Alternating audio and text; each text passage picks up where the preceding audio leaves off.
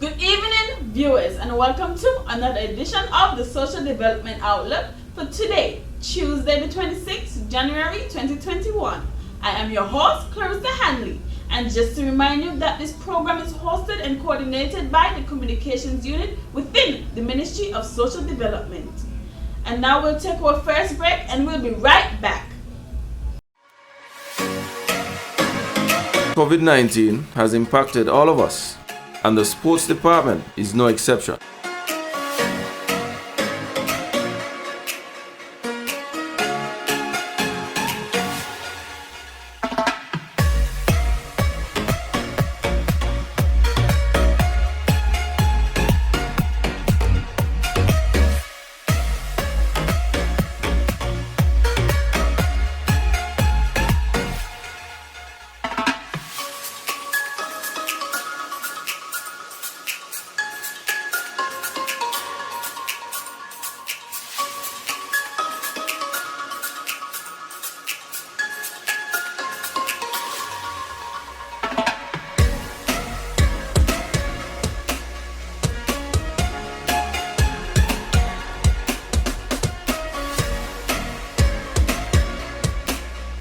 Remember to wear your mask, sanitize your hands, and practice social distancing. We are staying safe, you should too. And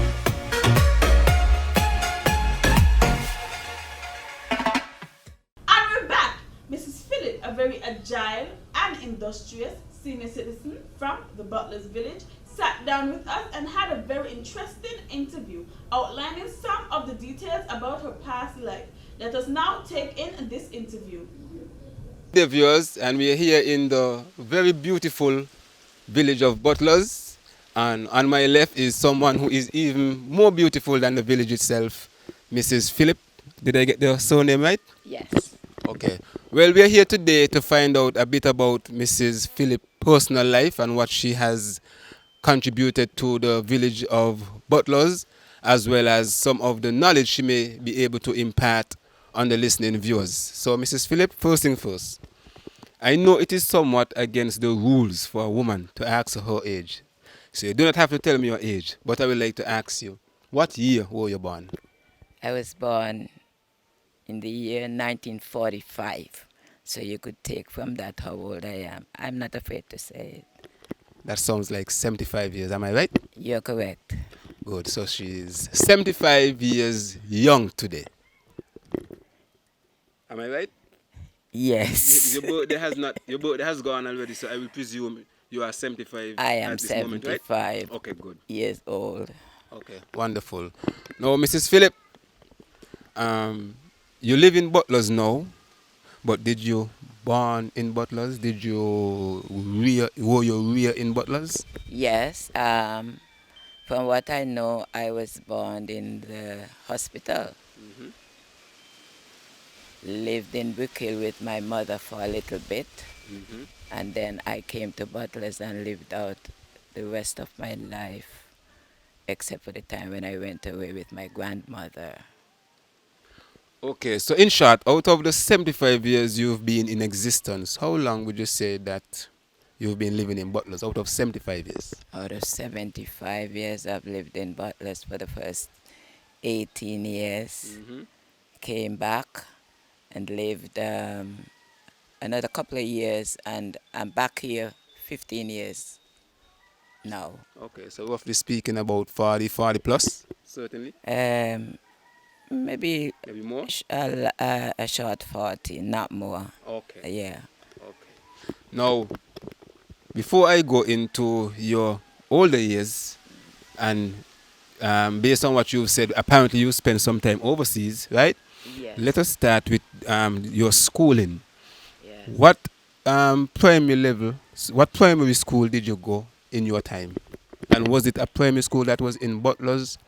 And if so, what was the name of that primary school? At that time, we didn't have a primary school in Butlers. Okay. The school was in Whitehall. Where's that? I'm a Kittian, sorry, so I don't know Nevis as well as others, so you could please enlighten me.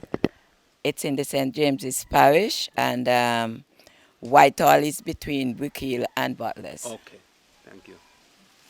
Good. So we are still at the primary school level. How many years did you spend in primary school? Not many years, but I got to the 7th grade, did my exam, one exam, and passed. Okay. With flying colors, I will assume. I would say so. Okay. I would say so.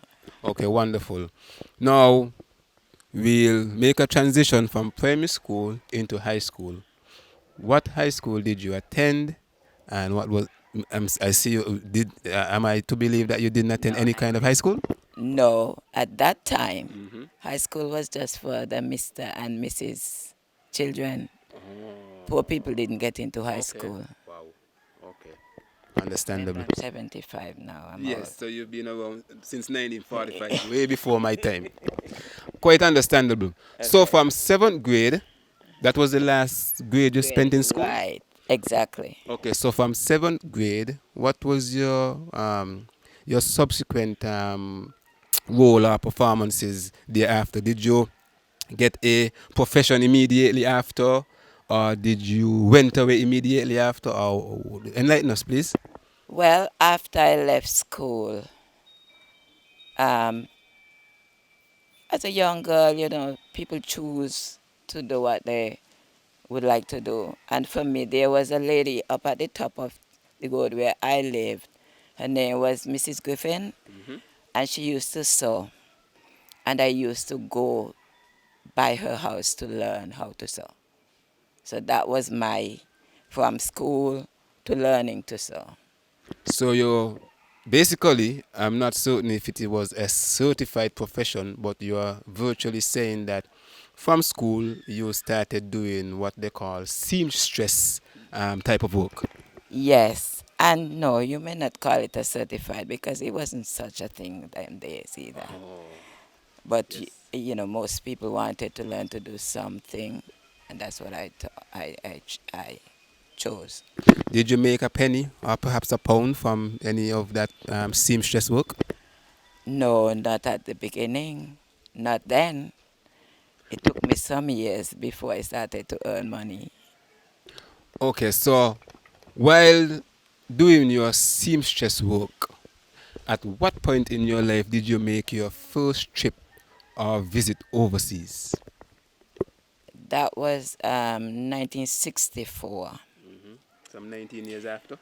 Yes, it seems so. And in 1964, a lot of people before me had gone to England. And my mother left a few years before that, her and her husband. And naturally, they sent for the children. Yes. And I was, along with one of my brothers, were the first to go. Went to England and spent 5 years in England. Okay. Now this is very intriguing for me as a youngster. Yes. You went to England in 1964. How did you get there?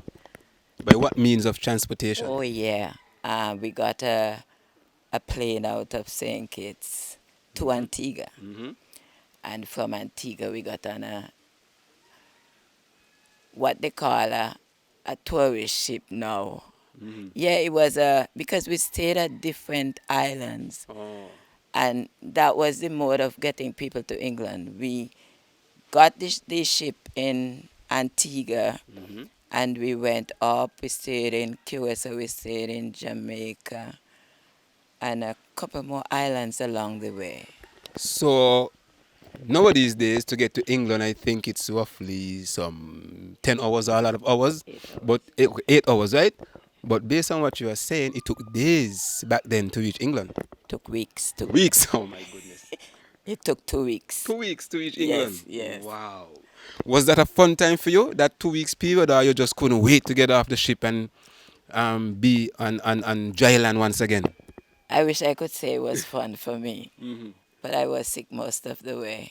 I didn't. Motion sickness? Yes, Oh, I didn't do it good. Understand. At this point in time, we'll take our final break, and upon returning, we'll go straight into the featured presentation for this evening.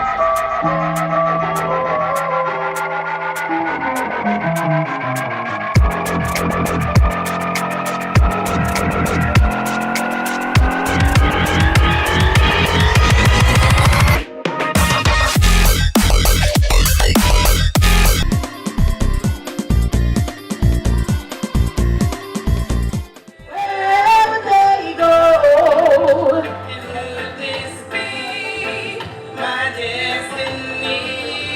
I push past the limits. I will never stop working so hard for my goals, my dreams. So I'll be chasing dreams. I'll be chasing dreams. I'll be chasing dreams. I'll be chasing dreams. I'll be working so hard for my goals, my dreams. Thank you.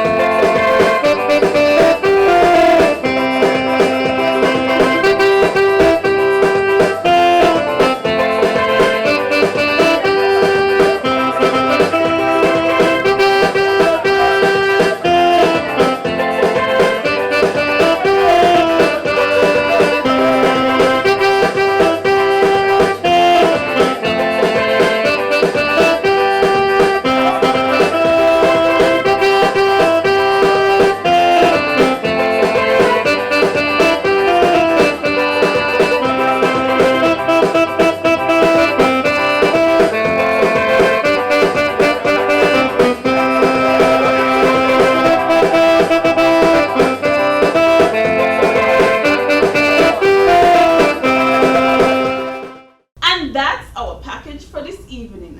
I am your host, Clarissa Hanley, bidding you all a pleasant night's rest. And remember, tune in next Tuesday for another edition of the Social Development Outlook.